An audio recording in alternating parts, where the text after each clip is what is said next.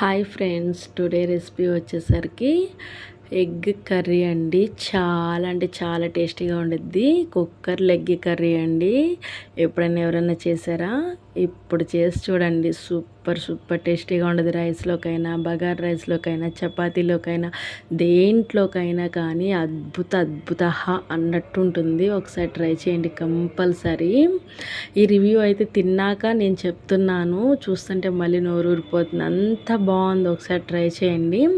నేనైతే ముందుగా బాయిల్ చేసిన ఎగ్స్ మాత్రం తీసుకున్నాను. ముందుగా మీరు బాయిల్ చేసేసుకోండి. ఎగ్స్ అనేది మీకు ఎన్ని ఎగ్స్ కావాలని ఎగ్స్ బాయిల్ చేసేసుకొని, నేను చూపించిన విధంగా అయితే ఎగ్స్ అన్నిటికీ అలా ఘాట్లు అయితే పెట్టేసుకోండి. ఘాట్లు పెట్టుకోవడం వల్ల మనకి ఆయిల్ వేసినప్పుడు అవి పగిలి పైన పడకుండా ఉంటుంది. ఆయిల్లో వేస్తే కొన్ని పగులుతాయి కదా, అలా పగలకుండా ఉంటుంది. ఇక్కడ వచ్చేసరికి ఒక 2 టేబుల్ స్పూన్ ఆయిల్ అయితే వేసుకోండి. కొంచెం కారం, కొంచెం పసుపు, కొంచెం సాల్ట్ వేసుకోండి. వేసుకున్న తర్వాత మనం ముందుగా ఘాట్లు పెట్టుకున్న ఎగ్స్ ఉంటాయి కదా, ఆ ఎగ్స్ అన్నీ ఆయిల్లో వేసేసుకొని మనం దాంట్లోకి వేసిన మసాలా అన్నీ ఆ ఎగ్స్కి పట్టేలాగా మొత్తాన్ని జాగ్రత్తగా కలుపుకుంటూ ఉండాలి. కలుపుకుంటూ చూస్తున్నారు కదా, మంచిగా ఫ్రై అవుతున్నాయి ఎగ్స్ అనేది. ఇక్కడ పైన లేయరు గోల్డెన్ కలర్ వచ్చేదాకా వేపుకోండి. మంచిగా ఉంటుంది, చాలా బాగుంటుంది తినేటప్పుడు కూడా. ఇంకా అది పక్కన పెట్టేసుకోండి. అలాగే పక్కన పెట్టేసుకున్న తర్వాత ఇక్కడ ఒక మీడియం సైజ్ ఉల్లిపాయలు అయితే 4 to 5 తీసుకోండి. కొంచెం ఆనియన్స్ అయితే ఎక్కువే పడతాయి. మరి మీరు చిన్నగా అయితే కట్ చేయని అంత అవసరం లేదు. మీరు పెద్దగానే కట్ చేయండి. నేను వీడియోలో చూపించిన విధంగానే కట్ చేసి పెట్టేసుకోండి ఆనియన్స్. పెట్టుకున్న తర్వాత ఇక్కడ చూపిస్తున్నాను కదా, ఆయిల్ వేసుకోండి. కొంచెం ఆయిల్ అయితే ఎక్కువే పడుతుంది.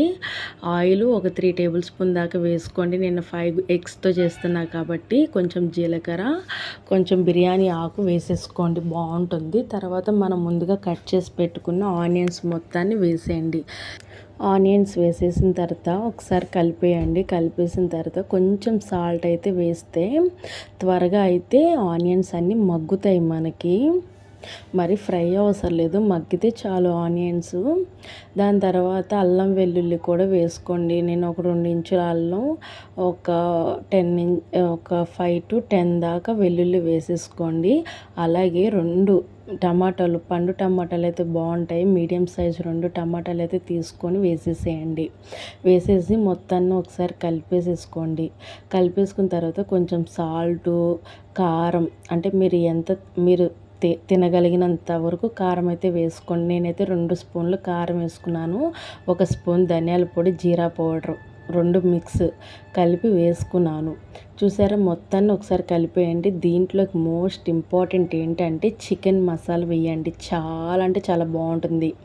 చికెన్ మసాలా ఒక 1/2 స్పూన్ దాకా వేసాను. గరం మసాలా ఒక 1/2 స్పూన్ దాకా వేసాను. వేసాక అవి కూడా మొత్తాన్ని ఒకసారి కలిపేసేసుకోండి.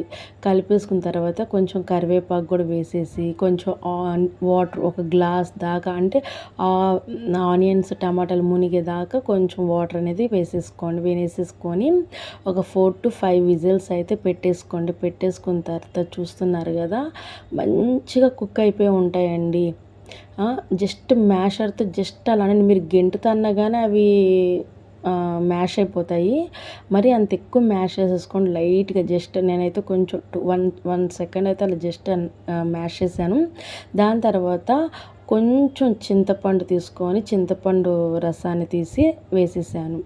పచ్చిమిర్చి ఇప్పుడు వేసుకున్నారంటే చాలా బాగుంటుంది, ఆ ఫ్లేవర్ బాగుంటుంది. మనం ముందుగా వేయించి పెట్టుకున్నాం కదా ఎగ్స్, ఆ ఎగ్స్ కూడా దాంట్లో వేసేసుకోండి. వేసేసుకున్నాక చూసారు కదండి ఎంత బాగుందో, మొత్తం కలిపేసేసుకోండి. కానీ చాలా సింపుల్గా చేసేసుకోవచ్చు ఈ కర్రీ అయితే కుక్కర్లో, కాబట్టి చాలా ఈజీగా సింపుల్గా చేసుకోవచ్చు. అంతే టేస్టీగా ఉంటుంది. ఒకసారి ట్రై చేయండి. చూస్తున్నారుగా, ఒక 10 మినిట్స్ అయితే జస్ట్ విజిల్ లేకుండా మామూలుగా మూత పెట్టి వదిలేండి. పైన ఆయిల్ అనేది తేలేదాకా పెట్టేయండి. ఇప్పుడు ఉడుకుతున్నప్పుడు మీ కాడ కస్తూరి మేతి ఉంటే వేసుకోండి. నా దగ్గర లేదు, లేకపోయినా పర్లేదు. నా దగ్గర పుదీనా ఉంది, పుదీనా వేసేసుకున్నాను. అలాగే కొత్తిమీర కూడా వేసేసుకున్నాను. కొత్తిమీర వేసుకోవడం వల్ల ఇంకొంచెం ఎక్స్ట్రా టేస్ట్ అనేది యాడ్ అవుతుంది, చాలా బాగుంటుంది. చూసారుగా, ఒక 1 మినిట్ అలా మూత పెట్టేసి తీసేసేయండి. ఆయిల్ అయితే పైకి తేలి కూర అయితే సూపర్ అంటే సూపర్గా ఉంటుంది. నాకైతే ఈ గ్రేవీ చాలు నాకు మా ఈ గ్రేవీ అయితే సరిపోతుంది నాకైతే. మీకు గ్రేవీని బట్టి మీకు ఎంత గ్రేవీ కావాలో దాన్ని బట్టి చూసుకోండి.